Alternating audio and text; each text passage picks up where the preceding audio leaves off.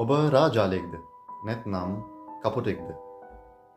රාජාලයෙකුට කෙටීමට එදිතර වන එකම කුරුල්ලා කපුටා බව ඔබ දන්නවද? කතාවේ පවසනවා. කපුටා රාජාලයාගේ පිටේ ඉඳගෙන උගේ බෙල්ල සපා කන බව. දැන් ඔබ මේ අසන්න. රාජාලියා කපුටා සමග ප්‍රතිචාර දක්වන්නේවත් සටන් කරගන්නේවත් නැත. එය උදෙක් තම පියාපත් විවර කර ඉහළට නැගීමට පටන් ගනී අහසේ ඉහළට සහ ඉහළට.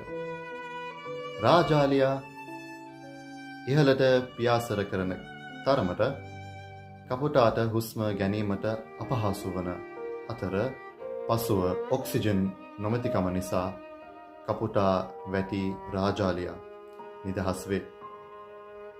රාජාලියා කපුටා ගැන සැලකීමක් වුණාද? රාජාලියා ආපසු සටන් කළාද? නැත. නමුත් රාජාලියා තේරුම් ගත්තා එය සිටින ස්ථානය. කපුටාට එය උදුරාගත හැකි බව. නමුත් එය තිබිය යුතු ස්ථානයට ඉහළට පියාසර කළහොත් කපුටාට එහි රැඳී සිටීමට නොහැකි වුණු ඇත. බයිබලයේ යෙසායා පොතේ 40 වෙනි පරිච්ඡේදයේ 31 වෙනි පදයේ මෙසේ සඳහන් වේ. නමුත් ස්වාමීන් වහන්සේ ගැන බලා සිටින්නෝ තමුන්ගේ සවිය අලුත් කරගන්නෝය. ඔහු රාජාලීන් මෙන් පියඹා නගින්නෝය. ඔහු දුවන්නෝය. එහෙත් වෙහෙස නොවෙති. ඔහු ඇවිදින්නෝය. එහෙත් ක්ලාන්ත නොවෙති.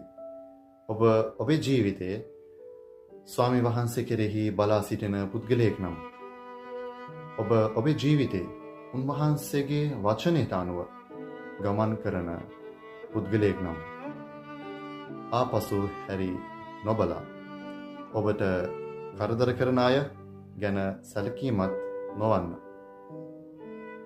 ඔබට බියවීමට ඉඩ දෙන සියලු ගැටලු ගැන නොසිතන්න. ඔබේ පියාපත් විවෘත කර ස්වාමීන් වහන්සේ ඔබ සමග සිටින බව විශ්වාස කර ඉහළට හා ඉහළට පියාසර කරන්න. දෙවියන් වහන්සේ ඔබව උසස් කර කිරීමට ඉඩ දෙන්න. එවැගේම ඉතිරි දේවල් වැටෙනු ඇත. හේතුව ඔබ සිටින ස්ථානයේ ඔවුන්ට සිටිය නොහැකි නිසා. ආමෙන්.